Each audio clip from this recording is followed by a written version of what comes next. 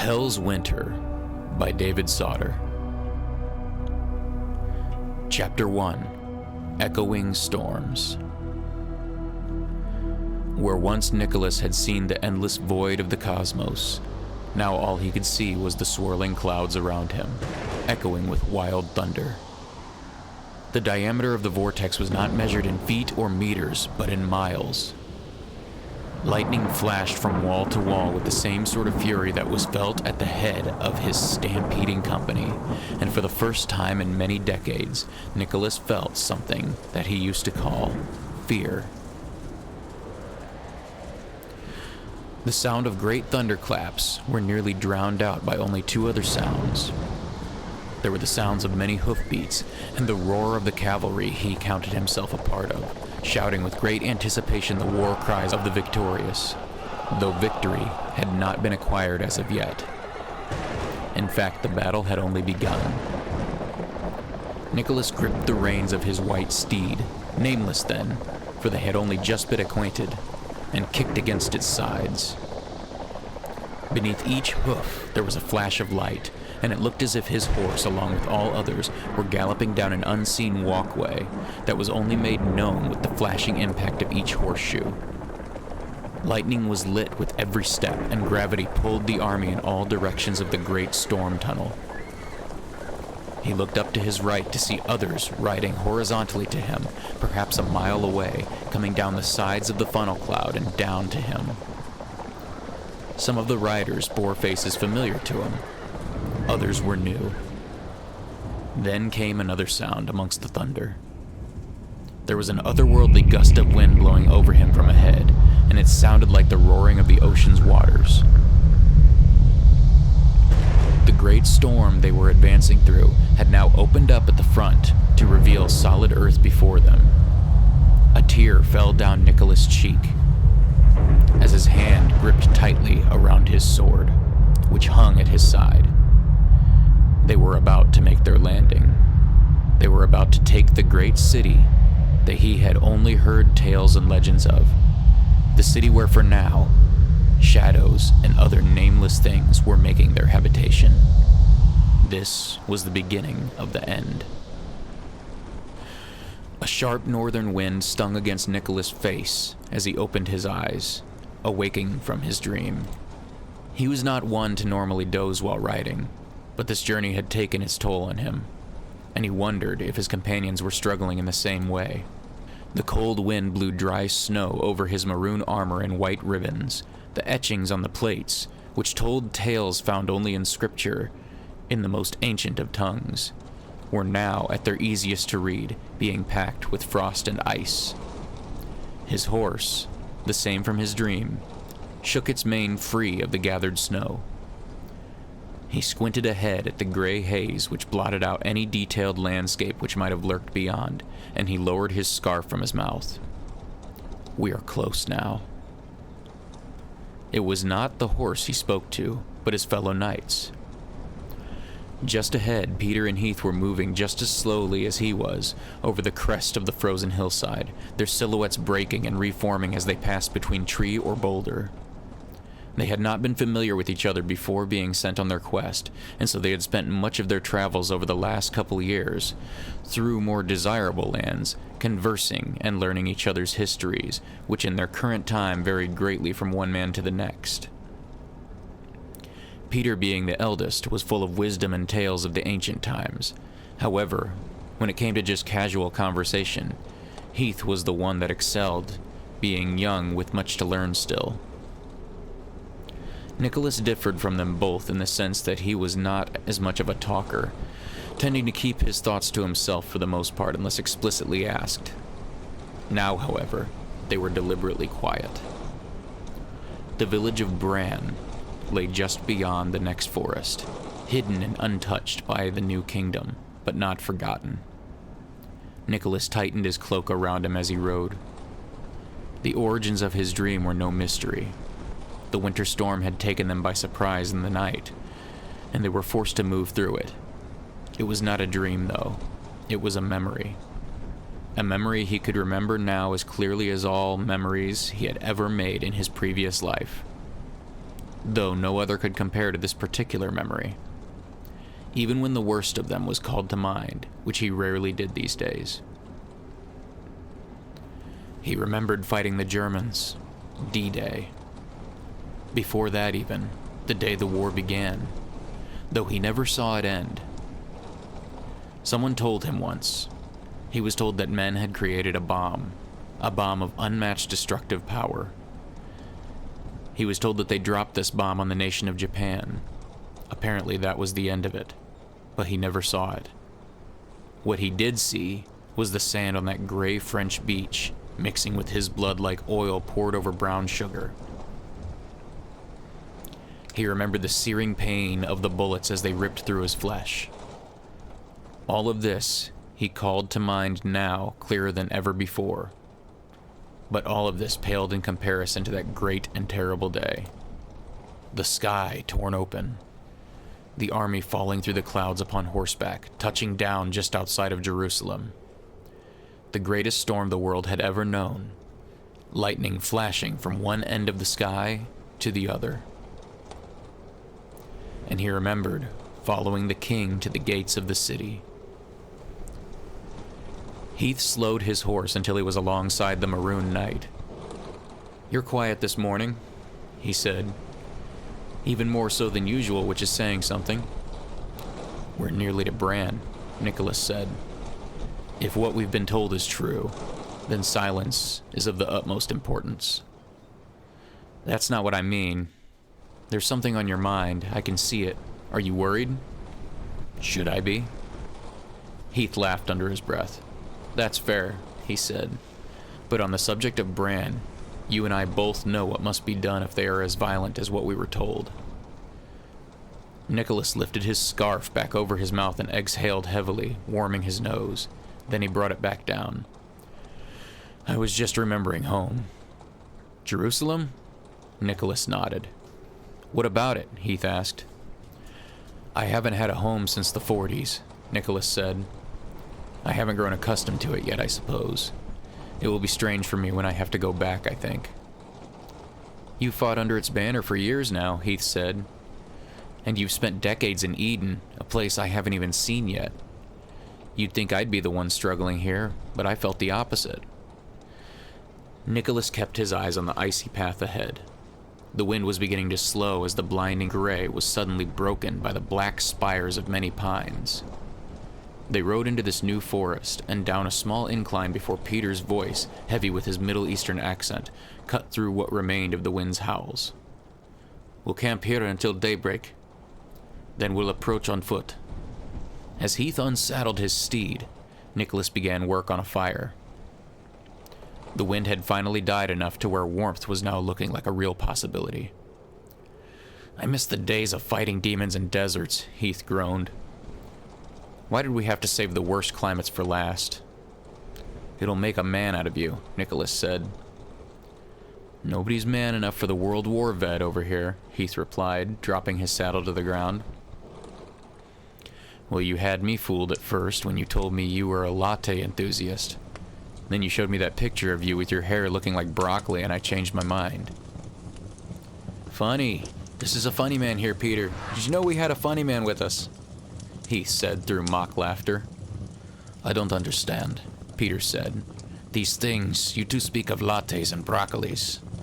It's clear I have much catching up to do still." "It's not worth catching up on, Pete," Nicholas said with a smirk as he removed his helmet, which bore the mark of the Nazarene. "Trust me." He was about to feed the fire its first real piece of wood when his enhanced senses felt something intruding. There was a breathing in the air, faint, but there nonetheless. It did not belong to either of his companions. Before he could say a word, Peter's hand was already reaching for his own sword.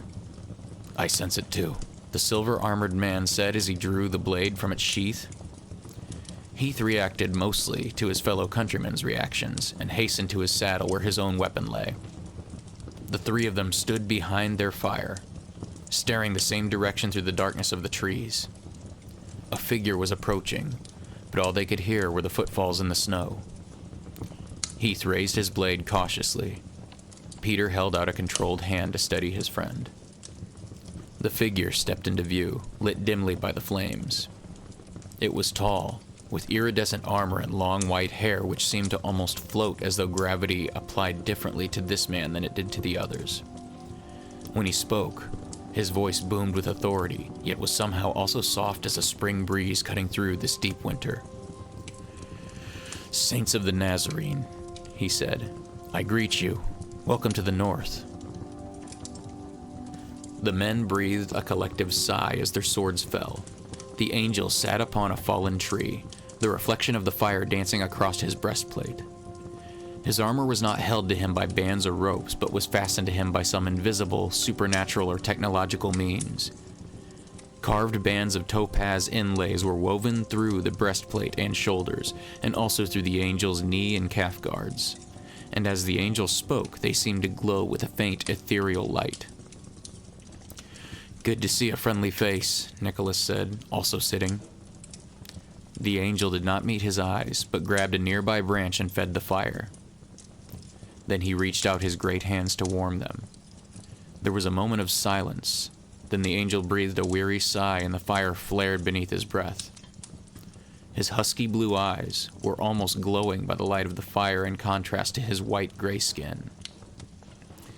"You draw near to Bran," he said, "and to the threshold of a great wound on the earth." Nicholas reached his hands over the fire as well as Heath pulled bread from his bag to pass around the company. "We were told of hell," Nicholas replied, taking bread from his friend and eating.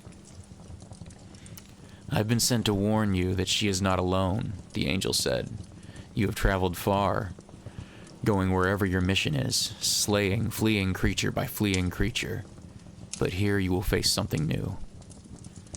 Peter watched the angel in concerned silence. They had never had an encounter like this before carrying out their mandate. "Hell was worshipped as a goddess in these lands," the angel went on. "She still has a circle of influence that may be difficult to subdue." "Humans?" Peter asked. "Most assuredly. But you've already been made aware of that," the angel answered. "One of the last cults remaining on this earth.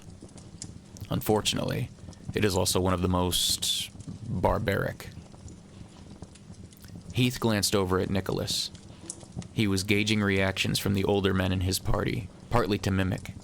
He was still nervous in the presence of angels, and did not want to give the otherworldly being a single reason to lose any sort of confidence in him. "A death cult," Peter said. "Yes, we were told." "It's worse than that," the angel said. "Their religion has been long hidden in the village by those who have carried on the traditions since the old times. Now, however, at least since our Lord's arrival, it has become the dominant religion to the people of the town. And now their abominable practices of barbarism are seen as commonplace and nearly everyday occurrences. Torture, animal blood offerings, even human sacrifices in some cases. And with all of us, and you, tightening the noose on the agents of darkness wandering throughout the earth, these evil works have done well in drawing in a large number of fallen spirits to these lands." "I see," Nicholas said, taking some of Heath's bread and eating. "What are we dealing with?" "Is it the usual cast of characters?" Heath asked. "Apes? Dogmen? Nephilim?"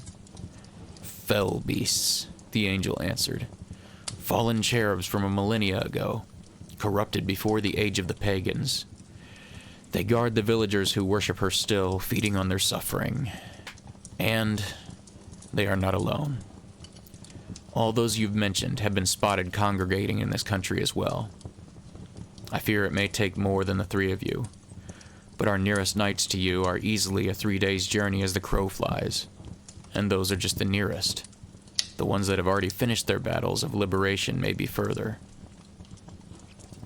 We angels cannot help you either. I have been told that our captain has ordered our presence in the north be kept as quiet as can be. His hunt continues, and I assume that's why. The moment our presence is known is when certain parties flee. I'm hoping that in a short time we may be able to help you further, as we did on the Great Day. But until then, these beasts are yours to deal with." "Cool, no pressure," Heath said through a mouthful of bread. The angel lifted his eyes to Nicholas, and the air suddenly seemed very heavy around them. Messenger? Nicholas asked. My captain's hunt has led him here, as I said. There may be another presence in these lands. Ancient, concealed, a darkness the king himself has marked for Sheol.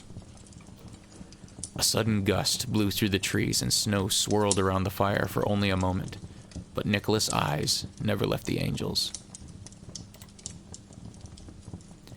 Heath looked to the angel as well. It concerns Michael. Does it concern us? It may, the angel said. Be cautious. You are all three immortal, but there are worse things than death still wandering the earth. With that, the angel stood and lifted a hand. A seam split open in the empty night air, a glowing rift, vertical but swirling, like a stab wound through reality.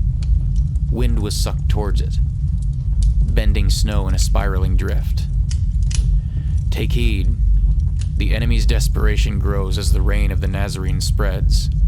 All that once hid in shadow is being dragged into the light. Where do you go? Nicholas asked as he stood. I return to Jerusalem. I must report all that I have seen. That, my friend, is my mandate. I bid you farewell and bless your journey. In a moment, it was as if they had been alone all along. The angel stepped through the tear and it vanished with the soft sound of a rustling fabric. The snow continued to fall silently. Well, that was ominous, Heath said, continuing to dig through his pack. That's a common word these days, Peter responded. Nicholas stared at the place the rift had once been. He felt no awe or fear, just steady certainty. Evil had days left at best. The war was nearly over. He kicked snow over the fire and grabbed his helmet. Hey, Heath said, what are you... Get up, Nicholas replied. Let the horses loose here. They'll stay until we return. No horses? Don't tell me we're walking the rest of the way. He's right, Heath, Peter said. Nicholas is a skilled warrior. Trust his instincts. If he says, leave the horses, then they stay. All right, Heath said, and he took the rein from his horse and hung it on a nearby tree.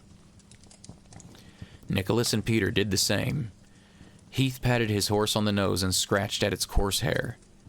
He had never ridden a horse before the day, and he'd grown quite fond of his steed over the last few years.